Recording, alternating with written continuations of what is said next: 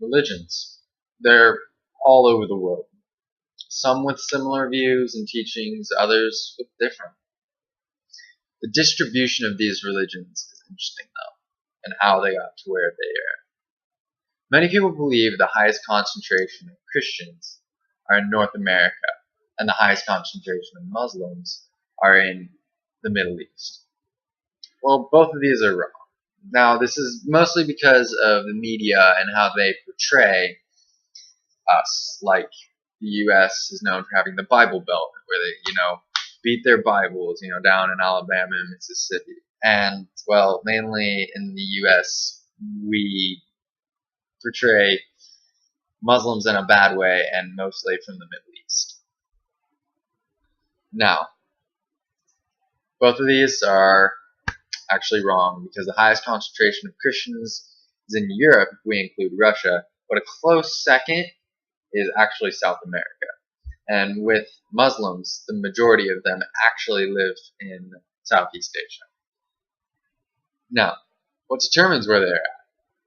How did they come to be spread where they're at? With large concentrations in some places and others having no trace of the same religion.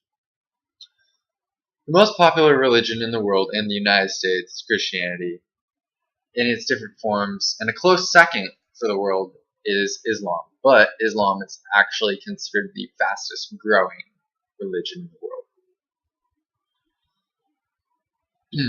We're going to focus mainly on Christianity as it is the largest religion in the world. Now, to get how they spread, we have to go back in time.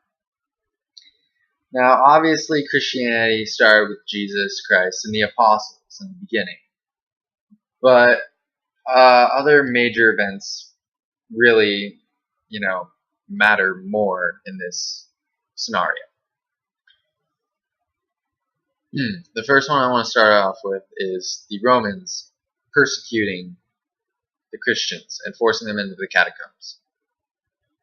I am not even sure how, but Christianity still spread in this time, even though the Christians were being persecuted.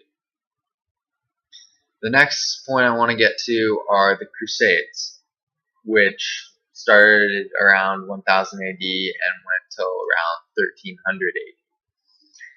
And it all started when Pope Urban II declared that Christians need to have access to the Holy Land again. And so he decided all the Christians are going to take these parts of Europe and the Middle East that the Muslims ruled, all the way down to Jerusalem so that they could have access to the Holy Land again. And finally, Christianity reached our nation because of religious persecution in England between the Catholics and the Protestants. And so the Pilgrims came over to America, and they landed on Plymouth Rock, set up their settlement, and it spread from there. Now the U.S. is mostly Christian because we started as a very Christian nation. Well, how does religion continue to spread today, in particular Christianity? Well, mostly through missionaries. It was explained to me by my former pastor, Jeremy Case, that the industrialized world is the global north, and the lesser industrialized world and the unindustrialized world is the global south. Now, examples of the global north would be like the United Kingdom and the United States, Canada, countries such as these. The examples of the global south would be like the subcontinent India, parts of Africa, and a large portion of South America. Now, the global north brings supplies during these missions down to the global south, and that helps a lot with buildings and feeding people, and maybe helping give them clean water. But a large thing that they're bringing is their religious message, and almost every religion preaches a message of hope. I believe this is the key to spreading religion today, and it has been in the past too. Hope has been hailed by thinkers of every age, from Aristotle to Marcel. He's been endorsed by the spiritually minded, as well as the most atheistic philosophers and scientists. Practitioners of every healing art have prescribed hope. It's one of the biggest factors in driving a person to try and achieve greatness. Hope is used in many ways, such as the 12-step programs for AA or any other program that helps people overcome an addiction, where they have to admit that there is a higher power that they have no control over, in hopes that it will better their current situation and help them get over their addiction. The same could be said for a placebo medication in medical research. Some people report that they felt better after taking this placebo, which really has no medication in it, but their mind is hoping that it will help whatever condition they have or disease, and they suddenly start to feel better. Oh. The same goes for religious messages.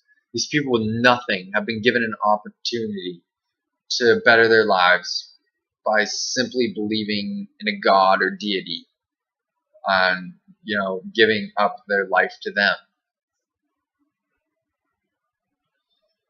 And when this hope works, because when you spread it to so many, it will help someone, whether it be by random chance or because of the actual religion, their lives will be better. So once that one person that the message of hope reached becomes great, they want to spread it to everyone. And so they go to their neighbors and they travel and they speak of what great things have happened to them. And it's all because of this message of hope. What I'm trying to say is hope can drive billions of people to follow the same path. And it is one of the most powerful emotions that anyone can have.